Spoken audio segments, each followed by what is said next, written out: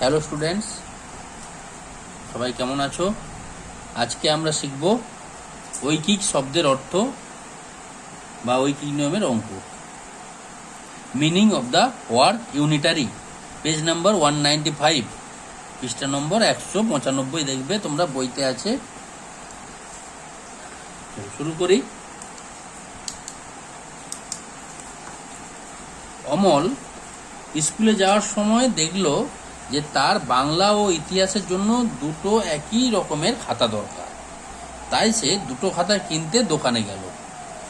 দোকানি তার কাছ থেকে 10 টাকা চাইল। তাহলে কি হলো? মানে দুটো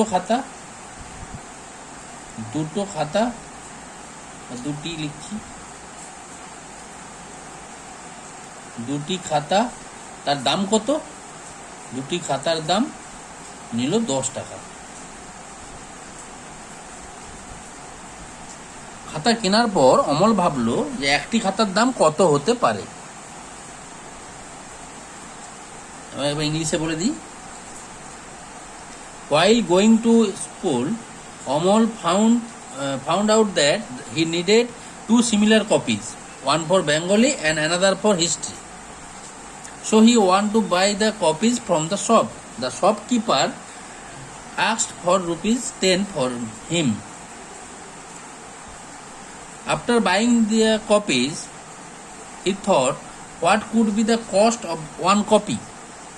That means for two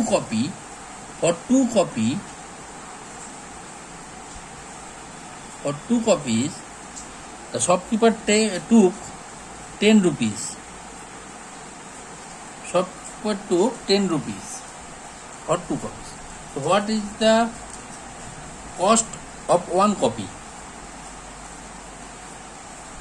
See, the price of one copy must less than ₹10. দুটি খাতার দাম যদি 10 টাকা হয় তাহলে অবশ্যই একটি খাতার দাম আমরা 10-এর কম হবে। একটি খাতার দাম সব সময় তাহলে 10-এর কম হবে, less than ₹10. Because if the number of copies decrease, the price must also decrease. যদি খাতার সংখ্যার দাম কমে তাহলে দামও কমবে। যেহেতু এখানে 2 থেকে 1 হয়ে যাচ্ছে, কমছে, তাহলে এখানে 10 থেকে এটা 10-এর কম হবে, 10-এর কম হয়ে যাবে। তাহলে সেটা আমরা কিভাবে করব? সেটা করার জন্য আমরা আগে এই অঙ্কটাকে গণিতের ভাষায় প্রকাশ করব। গণিতের ভাষায় প্রকাশ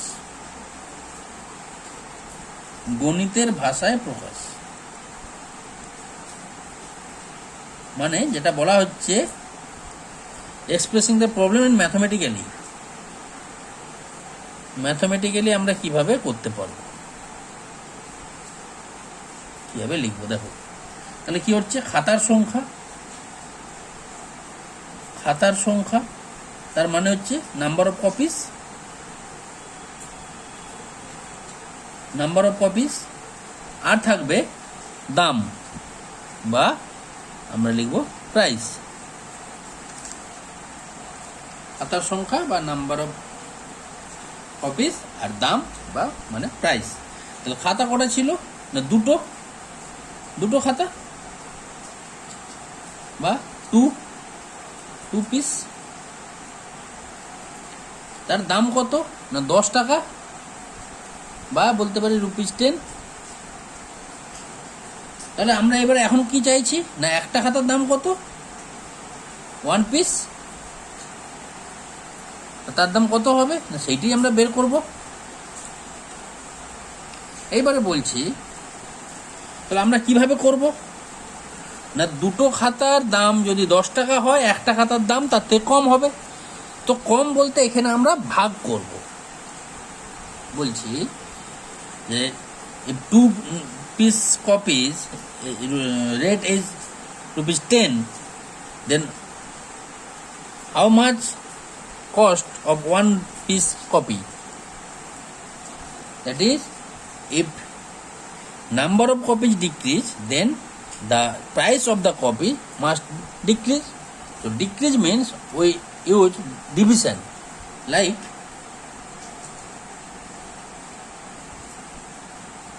দুটো খাতার দাম 10 টাকা, তাহলে আমরা বলবো একটা খাতার দাম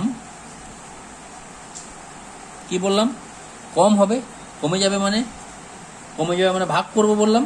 তাহলে দুটোর দাম 10 টাকা, তাহলে একটা দাম কত হবে না 10কে আমরা যদি 2 দিয়ে ভাগ করি তাহলে কত পাই না 5 টাকা। তাহলে একটা খাতার দাম কত হলো 5 টাকা। আবার একবার বলে দিই, price of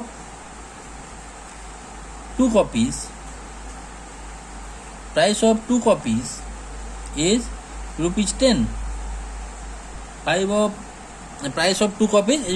₹10. So price of 1 copy is ₹10 divided by 2, that is ₹5.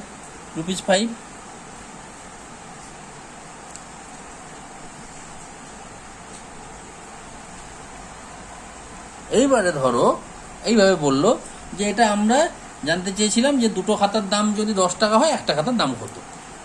যে প্রাইস অফ 2 copies is ₹10, তো what is the price of 1 copy? ওকে, এইবারে যদি জানতে চায় যে যদি পরের দিন আরো 3টে খাতা লাগে, তাহলে আরো 3টে খাতা কিনতে আরো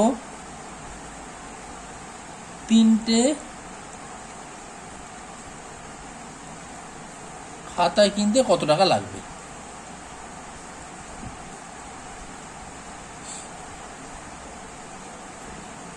যদি বলে তাহলে তার মানে কি,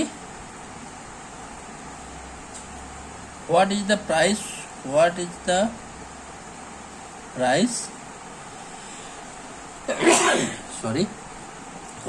প্রাইস অফ 3 similar copies? না আমরা কি করলাম, আমরা পেলাম একটি খাতার দাম 5 টাকা, প্রাইস অফ 1 copy ইজ ₹5, তাই একটা খাতার দাম 5 টাকা বাড়ছে। এবার নেক্সট টাইম আমাদের দরকার 3 সিমিলার কপিজ বা 3টে খাতা কিনতে হবে। তাহলে একই রকম আমরা আবার করব, খাতার সংখ্যা বা নাম্বার অফ কপিস, আর এদিকে আমরা করব দাম বা প্রাইস। খাতার সংখ্যা কত 1, তাহলে একটা খাতার জন্য দাম কত, খাতার সংখ্যা 1 বা 1, দাম কত, দাম হচ্ছে 5 টাকা, ₹5। না টাকা লিখলে আমরা বাংলায় লিখলে 5 টাকা লিখি, ইংলিশে লিখলে ₹5। তাহলে 3টের বেলায় কি হবে, 3 কপিসের বেলায় এইটা বের করবো। অবশ্যই একটার সময় যদি বেশি একটা খাতার জন্য যা টাকা লাগবে 3টের জন্য অবশ্যই তার জন্য তার থেকে বেশি লাগবে। ওখানে যেমন ছিল দুটোর জন্য যা লেগেছিল একটার জন্য কম লেগেছিল, তাহলে এখানে হচ্ছে একটার জন্য যদি 5 টাকা লাগে তাহলে 3টের জন্য অবশ্যই সেটা 5-এর থেকে বেশি হবে। এটা আমরা বুঝতে পেরেছি। একটার দাম যদি 5 টাকা হয় তাহলে তিনটে খাতার দাম 5 টাকার বেশি হবেই। এটা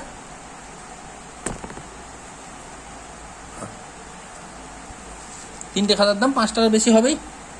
If price of 1 copy is ₹5, then the price of 3 copy must greater than ₹5. Greater than, so price of 3 copies greater than ₹5, 5-এর থেকে বেশি হবে। তাহলে আমরা যদি কম হলে, যদি আমাদের ডিক্রিজ করলে, আমরা যদি ভাগ করি মানে ডিভিশন করি, তাহলে আমাদের যখন বেশি হবে, বেশি হলে কি করব আমরা না গুণ করব। কম হলে যদি আমরা ভাগ করি তাহলে বেশি হলে গুণ করব। If the price is decreased, then we use the division method. When the price is greater than the rupees 5, then we use the multiplication. কিভাবে করবো না এইভাবে, একটি খাতার দাম কত ছিল আমাদের? একটি খাতার দাম 5 টাকা ছিল। একটি খাতার দাম 5 টাকা, তাহলে 3টি খাতার দাম কত? 3টি খাতার দাম কি হবে না গুণ করবো বললাম, তাহলে 5-এর সঙ্গে 3 গুণ হবে, তাহলে 5 3 15 টাকা। একই রকম ইংলিশের জন্য আবার বলে দিই, price of 1 copy is ₹5. So price of 3 copies is rupees, বললাম মাল্টিপ্লিকেশন করবো আমরা, তো 5 into 3, that is ₹15. ক্লিয়ার? তো কখন আমরা ভাগ করছি, কখন আমরা গুণ করছি, এটা আমাদের মোটামুটি একটা ধারণা হলো। এইবারে আমরা যাব যে কেন আমরা ঐকিক বলছি। Why the name is unitary? Why we use the word unitary? তাহলে আমরা দেখলাম যে অঙ্কটা এইভাবে দাঁড়ালো যে দুটি খাতার দাম 10 টাকা হলে 3টি খাতার দাম কত?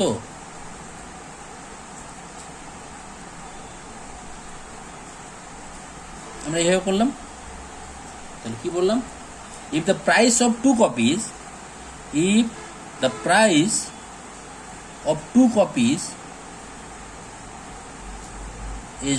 ₹10, then what is the price of 3 copies?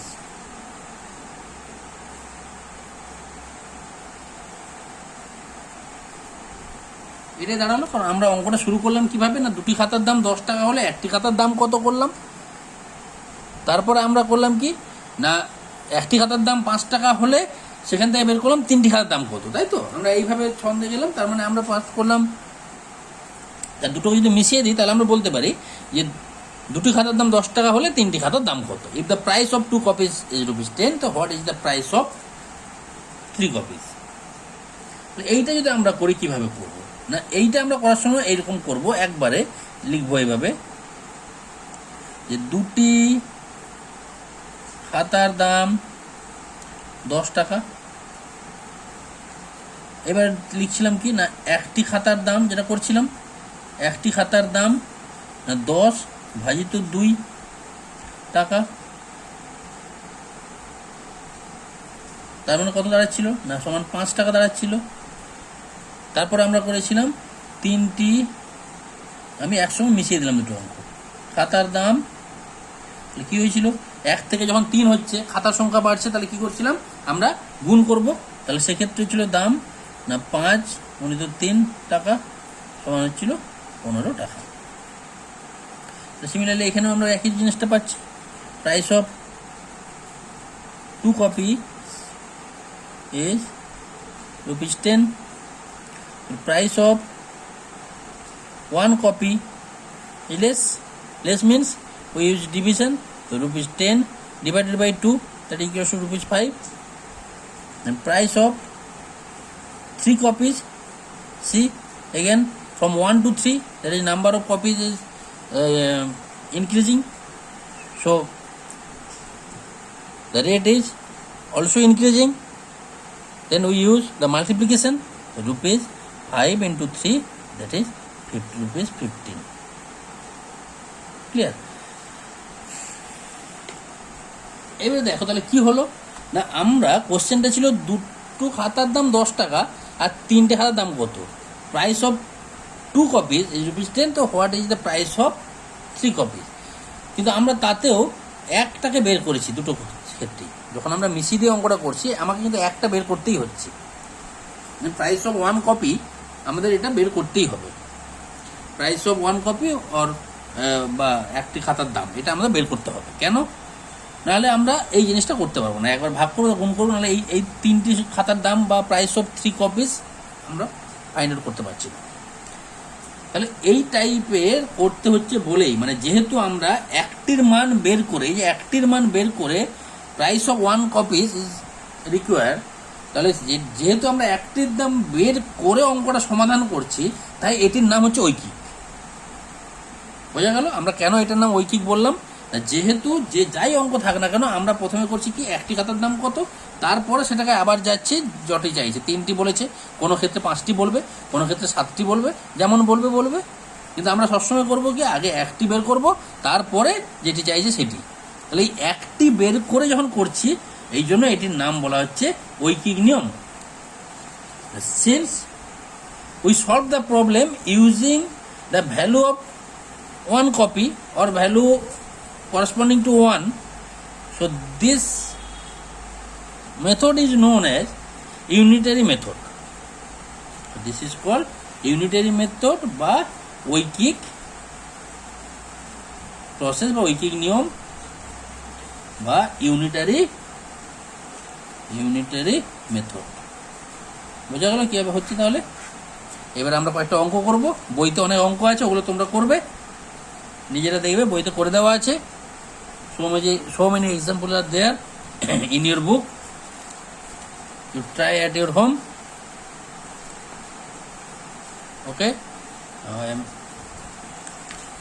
doing one problem from page number 198. 198 পেজের অঙ্ক আমি করব। আমরা 1 নম্বর অঙ্কটাই শুরু করছি। 3 কেজি ওজনের একটি কাতলা মাছ বা যে কোনো মাছ যদি আমি ধরি, একটা মাছের ওজন 3 কিলো ওজনের একটি মাছের দাম 90 টাকা হলে 7 কেজি ওজনের অন্য একটি মাছের, এখানে কাতলা মাছ আছে, কাতলা মাছের দাম কত? তারপর একটা সম্পর্ক বলেছে, সেটা আমরা পরে করছি। তার আগে বলছি, তাহলে 3 কিলো ওজনের একটি মাছের দাম 90 টাকা, তাহলে 7 কিলো ওজনের একটি মাছের দাম কত? If a fish if the fish weighing 3 kg cost ₹90, then what will be the cost of a fish weighing 7 kg? The weight of fish and its price are in relation. So relation is the later part.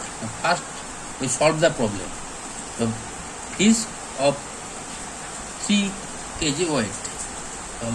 We write মাছের ওজন বা বলতে পারি weight of fish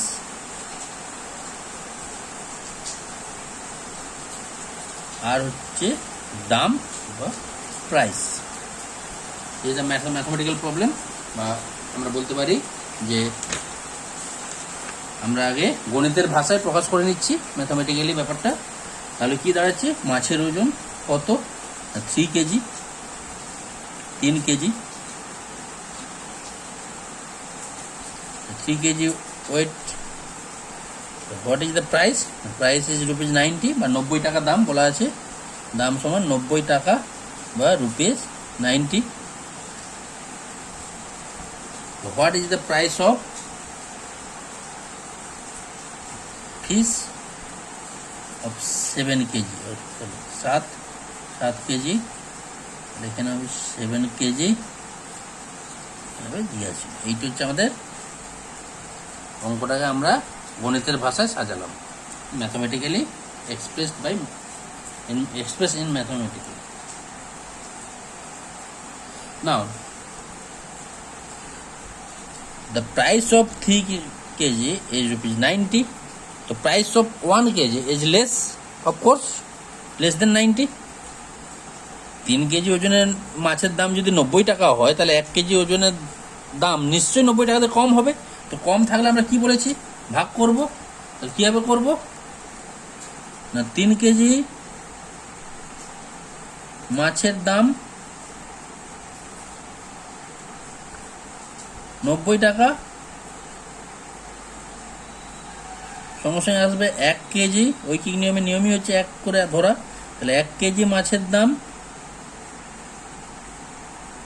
ভাগ করবো বললাম 90 ভাজিত 3 টাকা সমান কত হবে 30 টাকা। ভাগ করো সবাই, 90 কে 3 দিয়ে ভাগ করলে 30 হয়। তাহলে এবারে আসবে 7 কেজি মাছের দাম কত। 1 কেজি চলে এসছে আমাদের দাম 30 টাকা, তাহলে 1 কেজির দাম যদি 30 টাকা হয় 7 কেজির দাম নিশ্চয়ই বাড়বে। মাছ যখন যত বাড়ছে, মাছের পরিমাণ বাড়ছে, তাহলে নিশ্চয়ই দামও বাড়বে। এটা হবে, তাহলে কী হবে, গুণ হবে, বাড়লেই আমরা গুণ করি, তাহলে 30 গুণিত 7, তাহলে কী হবে 7 শূন্য শূন্য 7 3 21, 210 টাকা। তাহলে কী লিখবো, অতএব 7 কেজি মাছের দাম বা ওই মাছটির দাম 210 টাকা।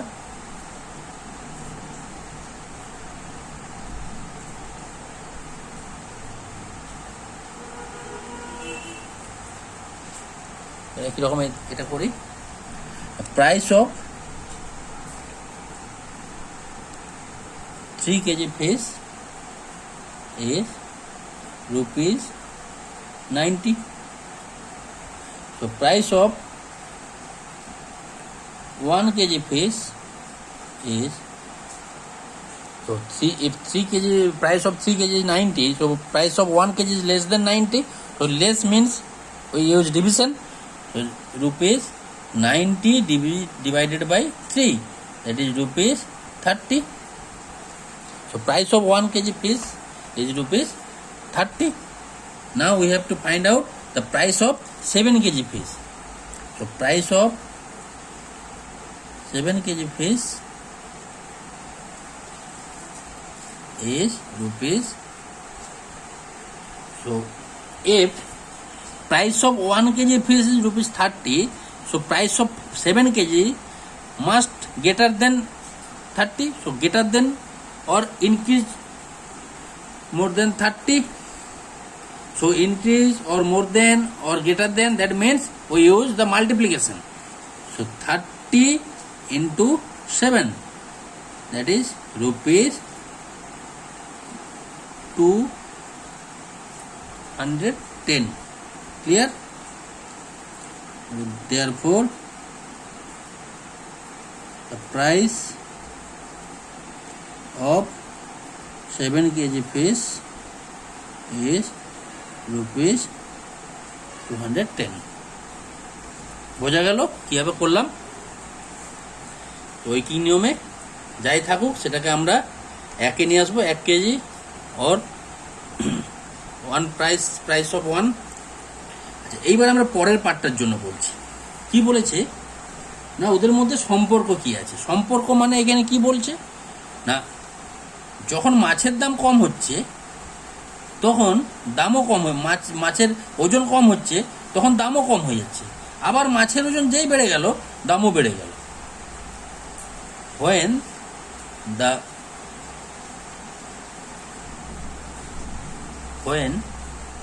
the fish is less, then the price is also less. When the fish is greater, then the price is also greater. This type of relation is called direct relation. Direct relation. এই সম্পর্কটাকে কি বলবো আমরা, এইটা হচ্ছে সরল সম্পর্ক। কারণ যখন দাম কমছে তখন যখন পরিমাণ কমছে তখন দাম কমছে, যখন পরিমাণ বাড়ছে দাম বাড়ছে। ওয়েট যখন, when the weight is less, then the cost is less. When the weight is more, then the cost is also more. So this is direct relation or সরল সম্পর্ক। বোঝা গেল?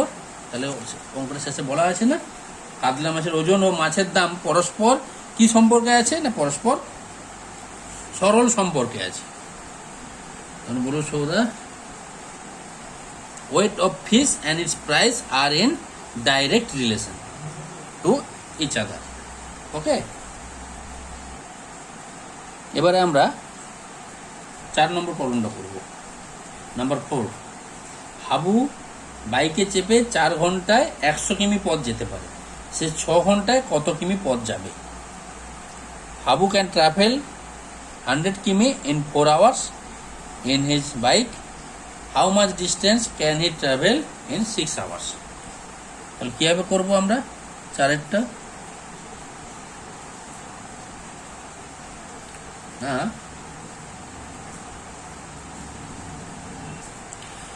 আমরা এটা বলতে পারি এইভাবে, আমরা যদি গণিতের ভাষায় করি, express in mathematics, express in mathematical problem, তো কীভাবে করবো? এখানে বলছে 100 কিমি রাস্তা, 100 কিমি, সো ডিস্টেন্স, বা আমরা বলতে পারি দূরত্ব, আর সেটার জন্য কি লাগছে? সময়। এইবারে যেটা বোঝা যাচ্ছে, আমরা বাম দিকে কিন্তু দূরত্ব রাখতে পারবো না, কারণ আমাদের কি চেয়েছে যে তার 4 ঘন্টায় 100 কিমি যায়, 6 ঘন্টায় কত যাবে। তার মানে আমাকে বের করতে হবে সে কতটা দূরত্ব যাবে, মানে কতটা রাস্তা সে যাবে, তাহলে সেটি ডান দিকে থাকবে। ঠিক আছে, তাহলে আমরা করছি এই দিকটায় সময়, টাইম, আর এই দিকটায় থাকবে আমাদের দূরত্ব বা ডিস্টেন্স। কি দেখলাম? 4 ঘন্টা 4 hours, কতটা গিয়েছে? 100 কিমি, 100 কিমি ইন 6 hours, 6 ঘন্টায় সে কতটা যাচ্ছে? 6 hours কতটা যাবে? একই রকম 4 ঘন্টায় যদি 100 কিমি যায়, 6 ঘন্টায় অবশ্যই সে বেশি যাবে, সরল সম্পর্ক।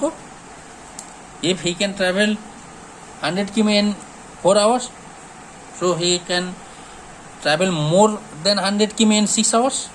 সরল সম্পর্ক। কীভাবে করব? না 4 ঘন্টায় যায়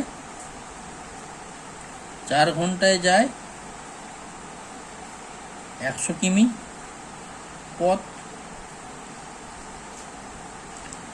তাহলে 1 ঘন্টায় কত যাবে? 1 ঘন্টায় যায়, তাহলে 4 ঘন্টা থেকে 1 ঘন্টা করা মানে আমার কমে যাচ্ছে, কমলে আমরা ভাগ জানি, তাহলে 100 ভাজিত 4 সমান কত হবে? 25 4 100 হয়, 25 কিমি। তাহলে আবার কি বলছি না 6 ঘন্টায়, 6 ঘন্টায় কত যাবে? 6 ঘন্টায় যায়, তাহলে 1 ঘন্টায় যত যাবে তার থেকে 6 ঘন্টায় বেশি হবে, তাহলে আমরা কি ওর বেশি বলতে গুণ বলেছি। তাহলে এবার আমরা করব 25 গুণিত 6, 150 কিমি। তাহলে উত্তর কি লিখব? উত্তরে না হাবু 6 ঘন্টায় কত কিমি পথ যাবে, না হাবু 6 ঘন্টায় 150 কিমি পথ যাবে। হলো? এবার এদের জন্য একবার বলি,